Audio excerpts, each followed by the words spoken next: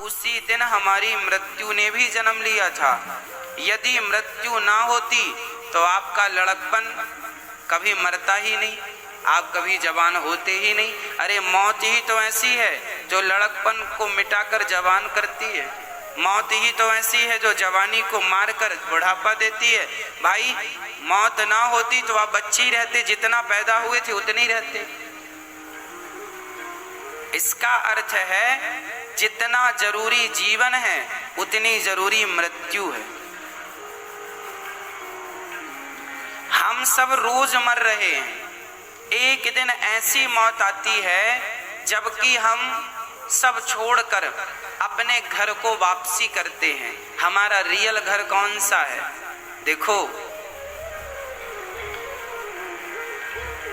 जैसे लड़की मायका छोड़कर ससुराल चली जाती है, उसी तरह ये संसार हम सबका मायका है और एक दिन हम सभी अपने मायके को छोड़कर ससुराल चले जाएंगे, जिसे कहते हैं सामान्य भाषा में मर गया, मृत्यु हो गई। मरा बरा कोई नहीं है, मायका छोड़कर ससुराल चला गया। सुखदेव जी कहते हैं राजन, जिसे हम ये नहीं कहते कि हम कभी मरे ना। भागवत जी में ये नहीं लिखा कि तुम कभी मरोगे नहीं। भागवत जी में ये लिखा है कि मरना सबको है, पर अपनी मौत सुधार लीजिए। कुछ लोग अपनी मौत सुधार नहीं पाते, अर्थात कुछ लोग यूं ही मर जाते हैं। अच्छा देखो, उदाहरण से समझाता हूं आपको। आप वृंदावन आए और आपने वृंदावन आकर यदि बिहारी जी का दर्शन नहीं किया, आपने वृंदावन की परिक्रमा नहीं लगाई, रंगनाथ भगवान का दर्शन नहीं किया, आपने राधा रमण जी का दर्शन नहीं किया, आपने निधि वन जी का दर्शन नहीं किया, आपने वृंदावन में यमुना जी का दर्शन नहीं किया, और बिना ये सब किए वृंदावन आए तो सही, 10 दिन रहे भी, पर ना तो बिहारी जी का दर्शन किया, ना तो राधा वल्लभ जी का दर्शन किया, ना तो यमुना जी का दर्शन किया, ना तो परिक्रमा लगाई, और आप 10 दिन रह के चले गए। तो अब बताओ, वृंदावन आना सफल हुआ?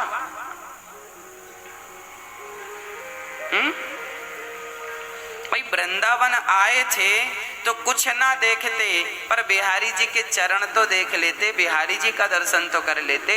वृंदावन आना तब सफल होता है जब बिहारी जी का दर्शन हो जाए, राधा रमण जी का दर्शन हो जाए, राधा वल्लभ जी का दर्शन हो जाए। हाँ, गोविंद देव जी का दर्शन हो जाए, तब सफल होता है। यमुना जी का दर्शन हो जाए तब वृंदावन आना सफल होता है। मतलब आपने ये दर्शन कर लिए तो आपका वृंदावन आना सफल है। आप आनंद के साथ घर वापस जाएंगे कि चलो बिहारी जी का दर्शन हो गया। उसी प्रकार जीवन मिला है तो मौत सुधार लो, आत्म कल्याण कर लो, नहीं तो बिना मौत सुधारे, मृत्यु सुधारे, बिना आत्म कल्याण किए मर गए तो वैसी हालत है जैसे वृंदावन आके बिहारी जी का दर्शन किए बिना वापसी हो गई, तो पश्चाताप एक गिलानी बनी रहेगी, क्यों नहीं किया। ये मानव का तन कुछ जानने, कुछ पहचानने को मिला है। मरने से बचेगा कोई नहीं, मरेंगे सब, पर जानकार लोग अपनी मौत को सुधारने में लग जाते हैं। मृत्यु भी एक उत्सव बन जाती है। हाँ, जो जानकार होते हैं जान लेते हैं मेरा जन्म क्यों हुआ है। मेरी देखिए, ये दास अनिरुद्ध आपके सामने है, मुझे पता चल गया है कि मेरा जन्म क्यों हुआ है और जिस लिए हुआ है मैं वही कर रहा हूं। आपको पता चल गया है सो आप करने लग जाओ, नहीं चला तो पता लगा लो। मेरा जन्म हुआ है परमार्थ के लिए, मेरा जन्म हुआ है वृद्ध माताओं की सेवा के लिए, गौ माता की सेवा के लिए, और आपको कथा सुनाने के लिए, भक्ति के पथ पे चलाने के लिए। ये मेरे जन्म का उद्देश्य है, मैं वही उद्देश्य पूरा कर रहा हूं। अब आपका उद्देश्य क्या है जन्म लेने का, आप समझ लो। इस धरती में आने का उद्देश्य क्या है, क्यों आए हो आप? आने का हेतु क्या है? खाया, सोया, बच्चे पैदा किया, बस। आज लोग ये 3 काम ही करते हैं, खाते हैं, सोते हैं, बच्चे पैदा करते हैं। ये 3 काम तो पशु और पक्षी भी बढ़िया से कर रहे हैं। पशु भी खाता है, पक्षी भी खाता है, आप भी खाते हैं। पशु पक्षी भी सोता है, आप भी सोते हैं। देखो बराबर है ना दोनों काम। बच्चे पैदा करना कुत्ता बिल्ली भी जानते हैं और आप भी जानते हैं। आप भी ये तीनों काम ही करते रहे और पशु पक्षी भी ये तीनों काम करते रहे, तो बताओ फिर आपका मनुष्य बनने का अर्थ क्या? यदि 3 काम ही करने थे तो ये तीनों काम तो बंदर भी करता है, सोता है, खाता है, बच्चे पैदा करता है। ये तीनों काम तो गधे भी करते हैं, ये तीनों काम चींटी भी करती है, ये तीनों काम मछली भी करती है। ये तीनों काम इस सृष्टि में ऐसा कोई नहीं है जो ना करता हो। सब ये 3 काम करते हैं, खाना, सोना और बच्चे पैदा करना।